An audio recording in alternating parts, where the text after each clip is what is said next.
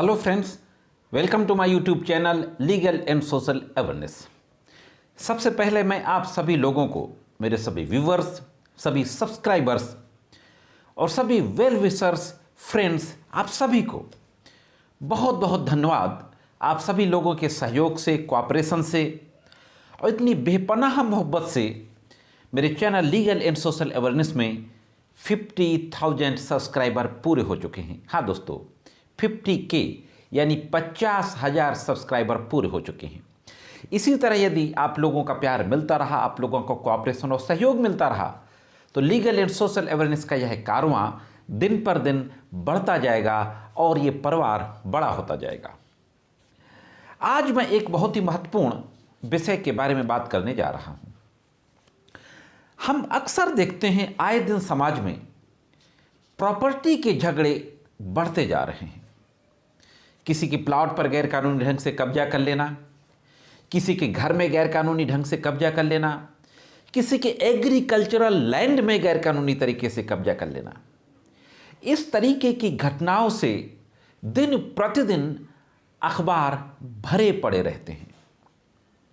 आज इसी संबंध में बातचीत करते हैं कि अगर कोई व्यक्ति किसी के मकान पर, किसी के प्लॉट पर, किसी की खेतिहर जमीन पर गैर कानूनी तरीके से कब्जा कर ले या उसको बेदखल कर दे, तो किस तरीके से उसके खिलाफ कार्रवाई की जाए। अगर कोई व्यक्ति गैर कानूनी तरीके से किसी की जमीन पर कब्जा कर लेता है तो क्या क्रिमिनल कार्रवाई होती है, या क्रिमिनल और सिविल दोनों कार्रवाई होती है, या फिर सिर्फ सिविल कार्रवाई की जाती है। इन सारी बातों के बारे में आज के इस वीडियो में टू द पॉइंट बातचीत करता हूं। तो देखते हैं कि इस संबंध में क्या कुछ महत्वपूर्ण जानकारी है। जुड़े रहें आखिरी तक। वीडियो में आगे बढ़ने से पहले मैं आप लोगों से कहना चाहूँगा कि अगर आप मेरे चैनल में नए हों और पहली बार मेरे वीडियो को देख रहे हों, अभी तक आपने सब्सक्राइब ना किया हो, तो मेरे चैनल को सब्सक्राइब करके बेल बटन को हिट करके ऑल पे ज़रूर सेट कर दें, जिससे कि भविष्य में मैं जो कानून की जानकारी की वीडियोस अपलोड करता हूं उसका नोटिफिकेशन आप तक पहुंच सके और आपको नई नई कानून की जानकारियां मिलती रहें। और मेरे द्वारा मेरे वीडियोज़ में जो कानून की जानकारियाँ दी जाती हैं, अगर ये आपको अच्छी लगती हों तो मेरे वीडियोज़ को लाइक और शेयर भी करते रहा करें, जिससे कि कानून की महत्वपूर्ण जानकारियाँ ज़्यादा से ज़्यादा लोगों तक पहुंच सकें और लोग कानूनी रूप से जागरूक हो सकें।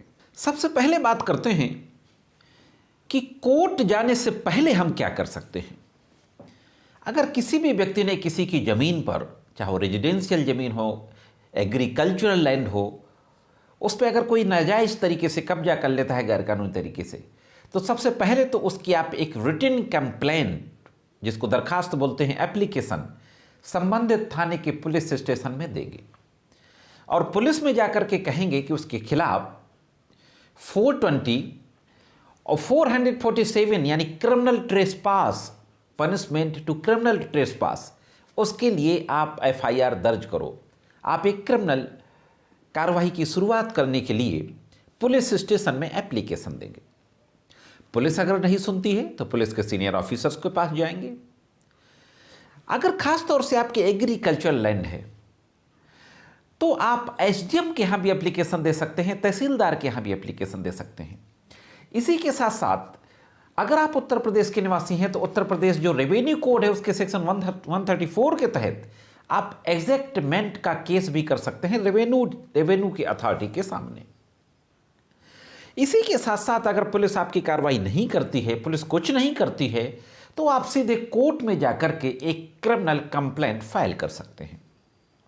420, 447, और अगर किसी ने आपके प्रॉपर्टी के संबंध में कोई फेक डॉक्यूमेंट बना लिए हैं, किसी तरीके से अपने आप को मालिकाना हक प्रदर्शित करने के लिए किसी तरीके का कोई दस्तावेज तैयार कर लिया है, तो 420 के साथ साथ आप 467, 471 की भी कार्रवाई कर सकते हैं और 406 का सेक्शन भी आप इसी के साथ ऐड कर सकते हैं, यानी छल, धोखाधड़ी, जमीन पे जबरदस्ती कब्जा करना यानी आपराधिक अत्याचार, क्रिमिनल ट्रेसपास।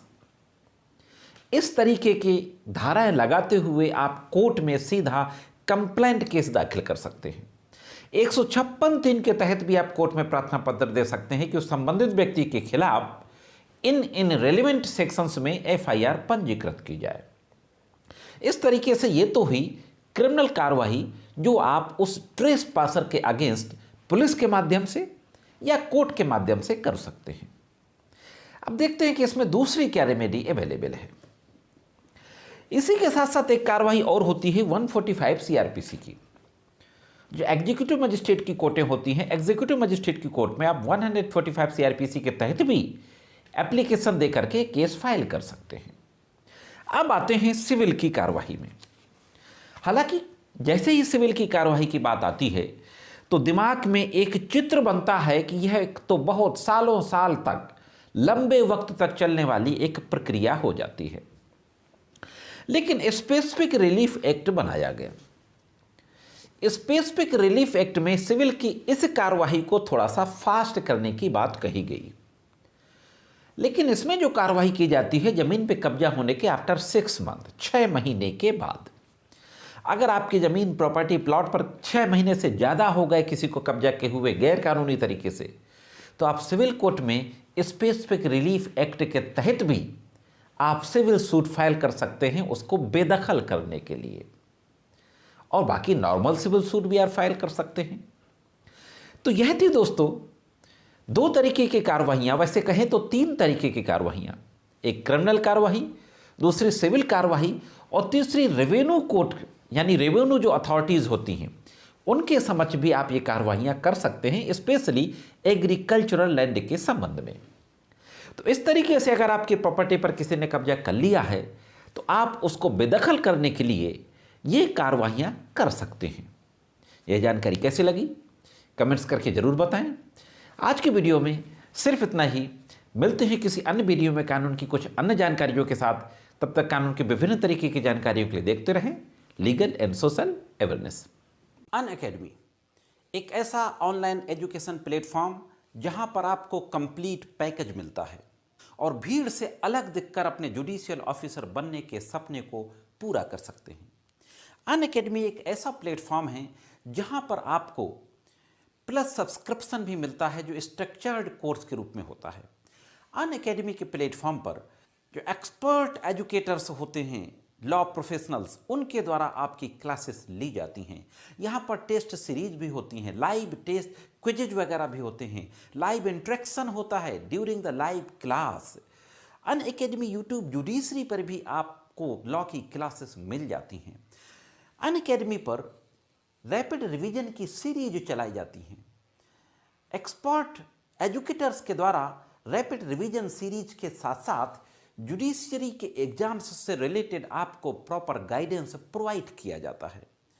अनअकैडमी पर टेस्ट सीरीजेज भी स्टार्ट हो चुकी हैं, फ्री टेस्ट सीरीजेज। स्क्रीन में आपके सामने डिस्प्ले है, आप नोट डाउन कर सकते हैं। अनअकैडमी में आपको समय समय पर T20 मॉक टेस्ट भी के प्रोग्राम्स भी मिल जाएंगे।